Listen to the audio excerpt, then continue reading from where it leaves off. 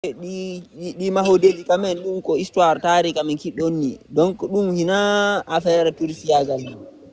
ɗum hina affaire tourisiyagal ni ɗum ko construction ji ancien ina doit ɗi revendiqude comme des constructions anciennes par ce que ka ɗum woni annan fop ko reconnu dare ɗo no neɗɗo fanɗiri yeeso poto wingi voilà koye reconnaît koye force fi o en fait enen tigi sen waɗi sen fuɗɗike wolde fi mum hayska réseau ji ɗo yeehi ha wonɓe sur le terrain ɓen andi fi mum ɓe watta wadde photo ji mum publia base fen ɗo ɓe bonnude trace archéologique ni andi Fouta Djallon en fait ko terreau d'une ancienne civilisation très puissante kono andi tarika officiel on ɓe haɓɓiti ke ene wonno ɓe sitɓen hari ko yimɓe wonɓe nder broureji ɓe ɓornata ko anda windugol tuwano donc civilisation ko nord iwri jippi a faami alors que ko fenade en fait Fouta Djallon ko centre d'une ancienne civilisation très très puissante sifa ɗum ɗo ala hay Afrique fop ɗum ɗo sifa ɗum ɗo yiyete tellen Chine yiyete tellen Turquie mais enen no ɗi laaɓiri no ɗi fewiri no ɓuri wonde propre même que koko yiyete kalutika anna ɗo donc ɗum hino ko peteni ko damini naati ɗum ko potoji andi sunna andi annan ko halkano dernier man ɗo dernier destruction o tellen duuɓi temeɗɗe 4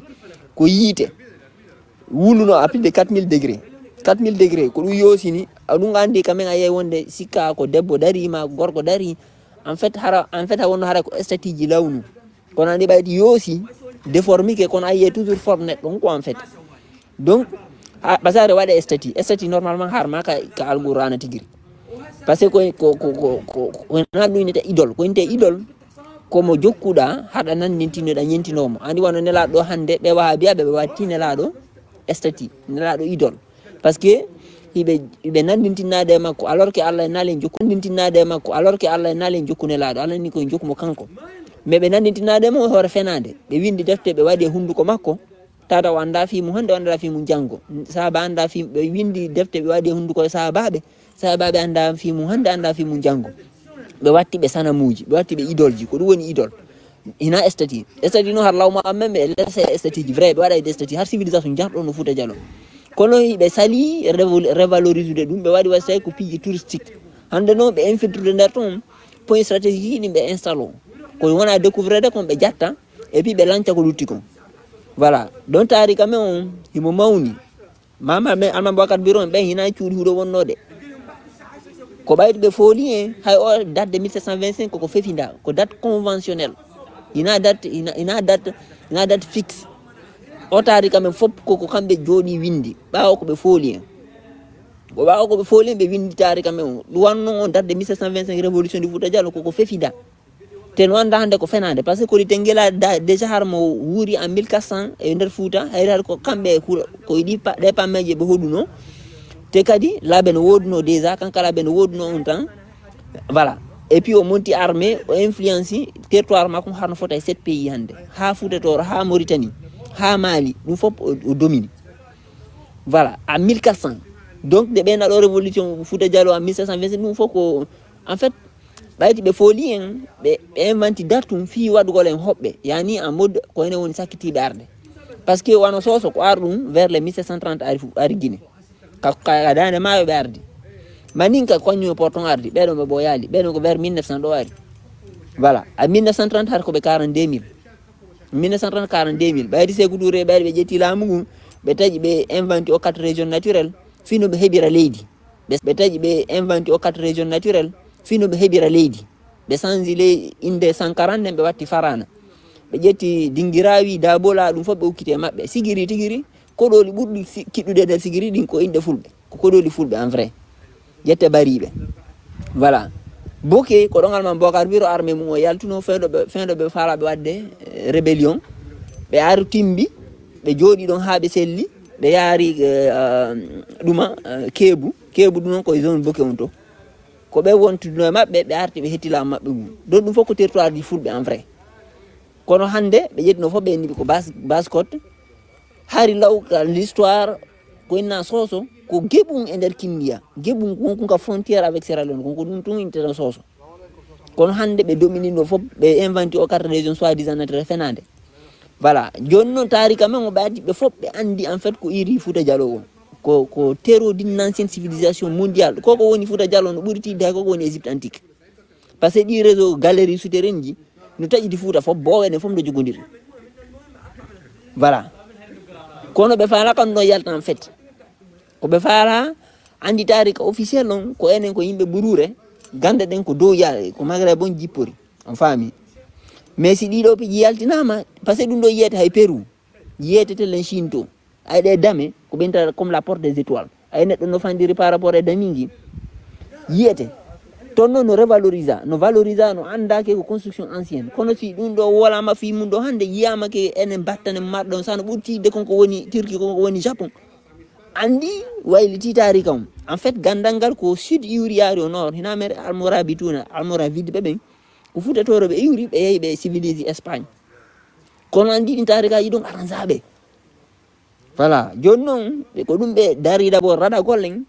ɓe arde noon hande ɓe infiltrant zone ji stratégique yimɓe installo ko ɓe yiti woɓe nda ko kamɓe ma ɗum ɓe bonna o exploitation miniére ɗum bonnana en bus don ɗo kala anduɗo fen ɗo musidɗo mu won toon mo nantodir moƴƴi yoɓe waɗu photo ji par ce que yimɓe bus no andi ara e pammeje ka woni marɗo feere yo nato ay ka fammeje filma waɗa photo ji balance par ce que dans 10 ans ɗo hara ɓe faasi fop ko lutanoyta en kon ko trace ji ko conserve ɗen kon par ce que ɓe bonnay par ce que mara feere hande ɗo kamɓe domini ɓe naati koko exploitation aussi mandu 2040 nde ɗum hewto hara ɓe gayni fittude Fouta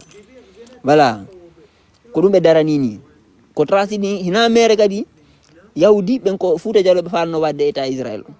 par ce que hiɓe andi ko won ɗon kon ɗo ko base ko noyau civilisation kiɗɗo wonɗo Fouta Djalo ko yiyoton ɗo ko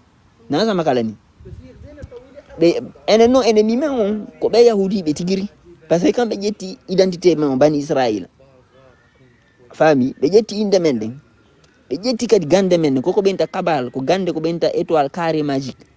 ɗum noon ko gande propre pullo hay ɓe won ɓe Égypte ɗo hande ɓe seeditike ko pullo janni ɓe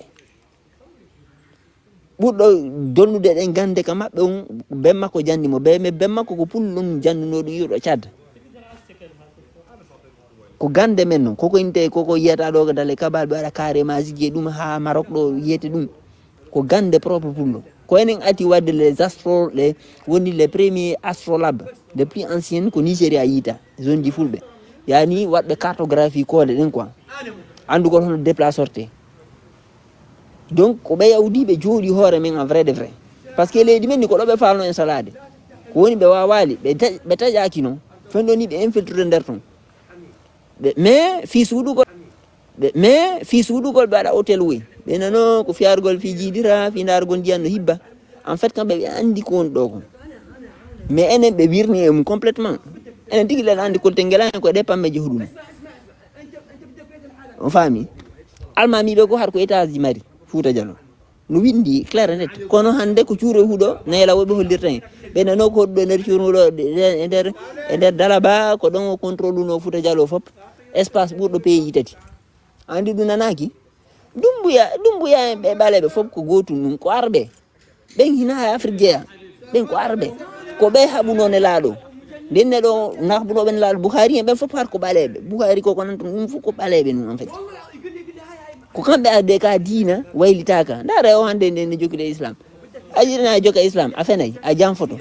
a lettay a yafatako hay goɗɗo darma yitere bonde a bugotomo korte a bonnay wi yimɓe ko islam no jokkuɗa ko islam mi wayltini jokkuɗen ni ko ɗum noon fiye hetto ɗon ko ɗe defte hadis en sunna ɗe fof yaten ko alqurana ɗaɓɓe dictionnaire étymologie famin ko alqurana wooli kon c'est tout nano hettata dina men kam te dina men islam ko dina men en fait ka haala arabu tigi ko haala men ala base alphabet ko alphabet men ala base voilà